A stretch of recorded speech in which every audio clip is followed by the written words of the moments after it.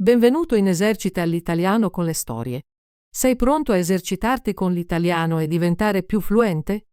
Iniziamo. La moglie di un uomo ricco si ammalò gravemente. Quando sentì che stava per morire, chiamò a sé la sua unica figlia e le disse: «Sii sempre una brava ragazza, e io ti guarderò da lassù». Poco dopo chiuse gli occhi e morì, e la seppellirono nel giardino. La piccola andava ogni giorno a visitare la sua tomba, piangendo e mostrando gentilezza a tutti intorno a lei. La neve cadde e coprì la tomba con un bello strato bianco, ma quando arrivò la primavera e il sole la sciolse, suo padre si era risposato con un'altra donna. Questa nuova moglie portò con sé 2 figlie. Erano belle fuori, ma brutte dentro, e la vita divenne molto difficile per la piccola. Cosa vuole la ragazza inutile in soggiorno? Dicevano: chi vuole mangiare deve guadagnarselo. Via con la serva. Le portarono via i vestiti belli. Le diedero un vecchio vestito grigio, la derisero e la costrinsero a lavorare in cucina. Doveva fare lavori pesanti. Svegliarsi presto prima dell'alba, prendere acqua, accendere il fuoco, cucinare e lavare. Le sorelle la infastidivano in molti modi e la prendevano in giro. La sera, quando era stanca, non aveva un letto dove dormire e doveva sdraiarsi vicino al camino tra le ceneri.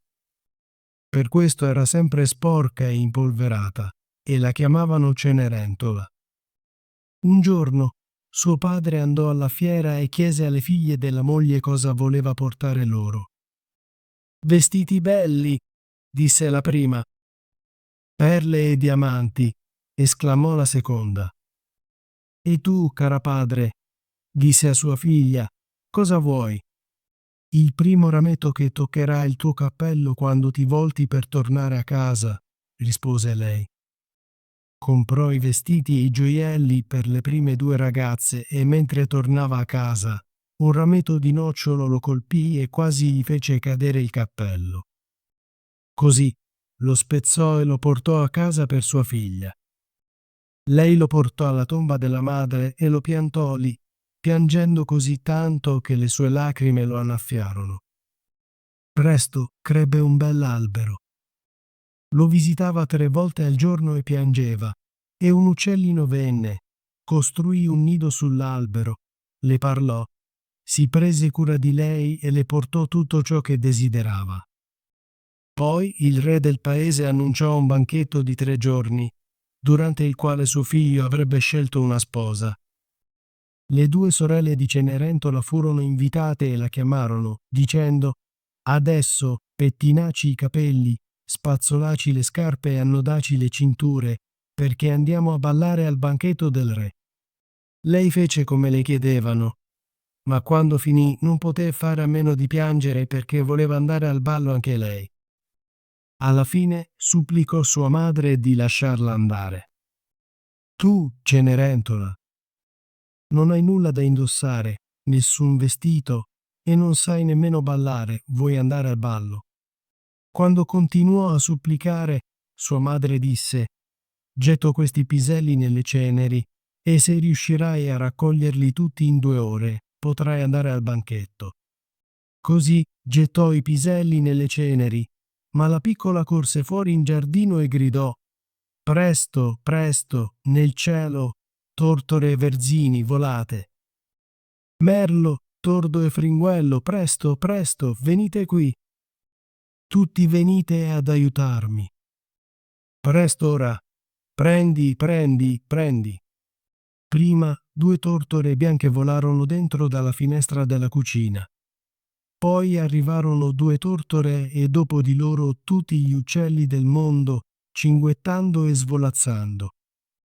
Volarono giù nelle ceneri. Le piccole tortore si chinavano e cominciavano a prendere, prendere, prendere. Presto tutti gli uccelli si unirono e insieme ripulirono tutti i buoni piselli e li misero in un piatto, lasciando solo le ceneri. Molto prima che fossero trascorse le 2 ore, il lavoro era finito e tutti gli uccelli volarono via attraverso le finestre. Cenerentola portò il piatto a sua madre, emozionata perché pensava di poter andare al ballo. Ma sua madre disse: «No, no, tu sporca ragazza, non hai vestiti e non puoi ballare. Non andrai». Quando Cenerentola supplicò ancora, sua madre disse: «Se riuscirai a raccogliere altri 2 piatti di piselli dalle ceneri in un'ora, potrai andare anche tu».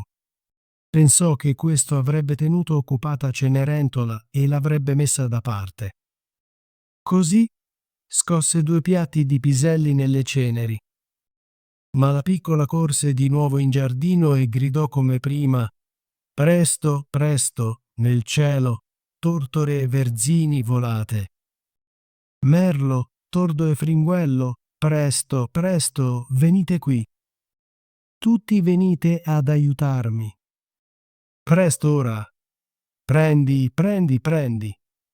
Ancora una volta, le 2 tortore bianche volarono dentro, seguite dalle tortore e da tutti gli uccelli.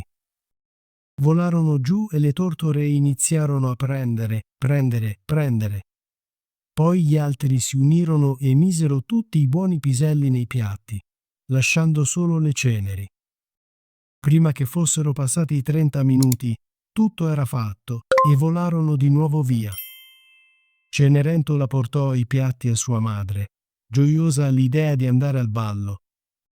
Ma sua madre disse: «Non serve a nulla, non puoi andare. Non hai vestiti e non puoi ballare. Ci faresti solo vergognare». E se ne andò con le sue 2 figlie per il ballo. Dopo che erano andate, Cenerentola si sedette tristemente sotto l'albero di nocciolo e gridò: «Agita, agita, nocciolo, oro e argento su di me». Allora il suo amico l'uccello volò fuori dall'albero e le portò un bellissimo vestito d'oro e d'argento e delle scarpe scintillanti. Si vestì e seguì le sue sorelle al banchetto. Non le riconobbero e pensarono che fosse una strana principessa perché appariva così bella nei suoi vestiti eleganti. Non immaginavano nemmeno potesse essere Cenerentola, credendo fosse al sicuro a casa nel fango.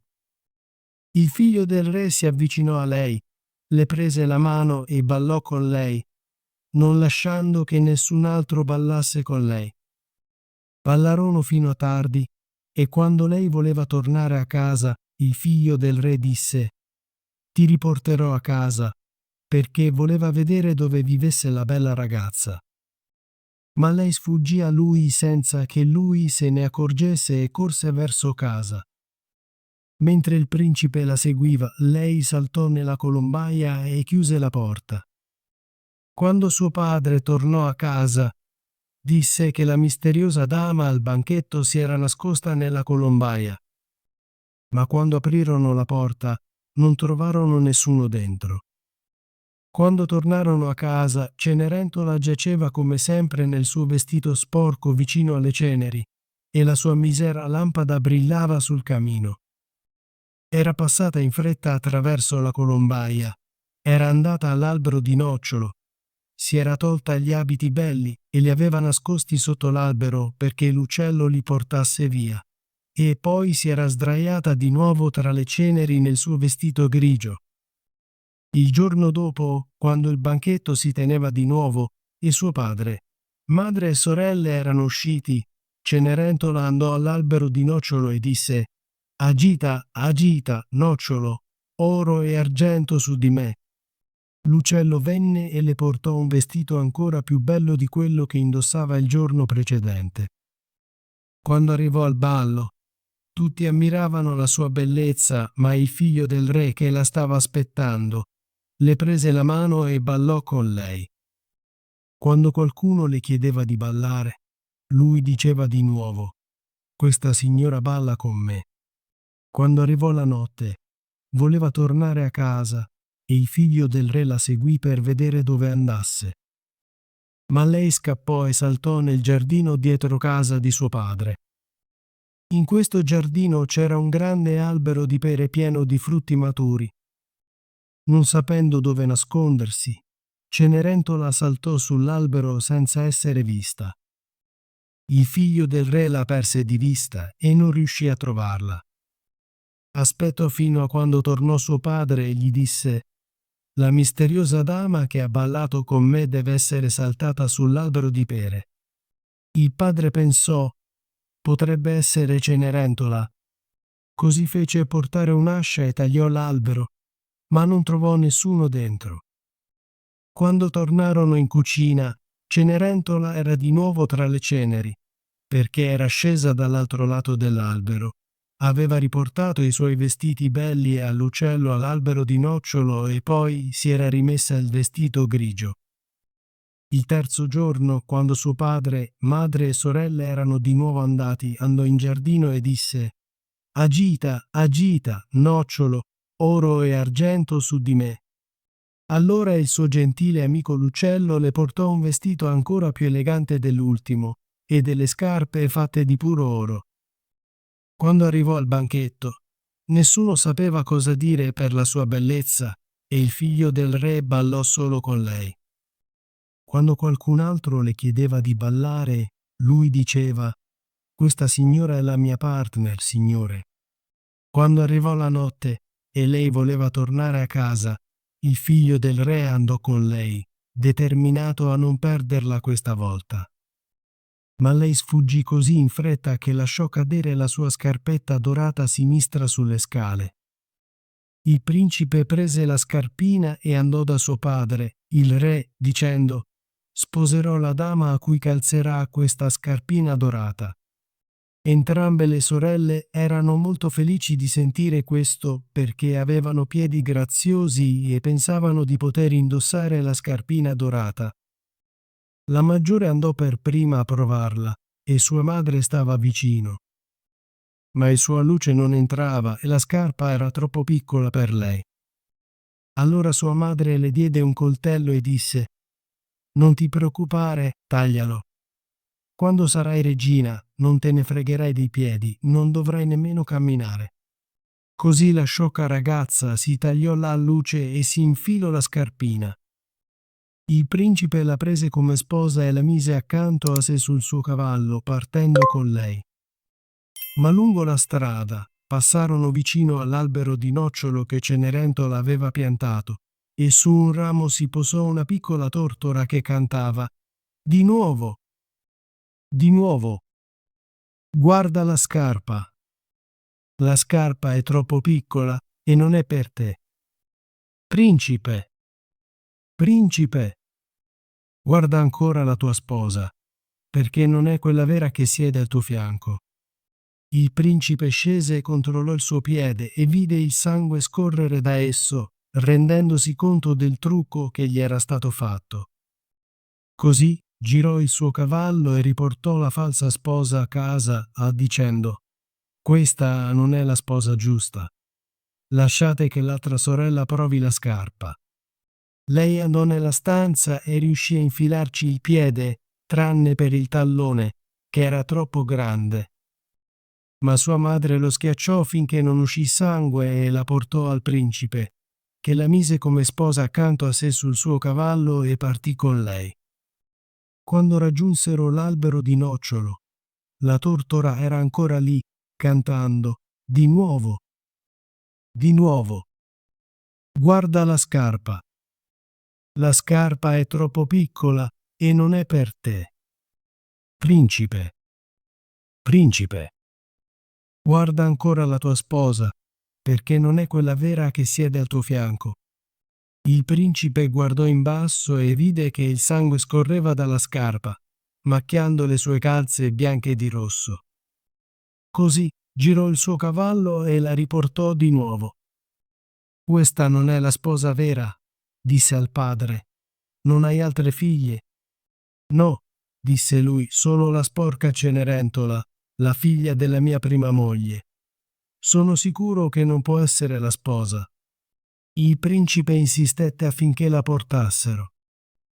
Ma la madre disse: «No, no, è troppo sporca, non si farà vedere». Tuttavia il principe voleva che venisse, così lei si lavò il viso e le mani, poi entrò e si inchinò a lui. Lui le porse la scarpetta dorata. Lei si tolse la scarpa brutta dal piede sinistro e indossò la scarpetta dorata, che le calzò perfettamente. Quando lui guardò il suo volto, la riconobbe e disse: «Questa è la sposa giusta». Ma la madre e entrambe le sorelle impallidirono di rabbia, spaventate che avesse preso Cenerentola sul suo cavallo e fosse partito con lei. Quando raggiunsero l'albero di nocciolo, la tortora bianca cantò: «Casa, casa, guarda la scarpa. Principessa, la scarpa era fatta per te. Principe, porta a casa la tua sposa, perché è quella vera che siede al tuo fianco». Quando il piccione finì la sua canzone, volò giù e si posò sulla spalla destra di Cenerentola, e tornarono a casa insieme. Ottimo lavoro! Vuoi esercitarti con l'italiano e diventare più fluente? Iscriviti e attiva la campanella delle notifiche per non perdere nessuna delle nostre storie gratuite in italiano. Ci vediamo nel prossimo video.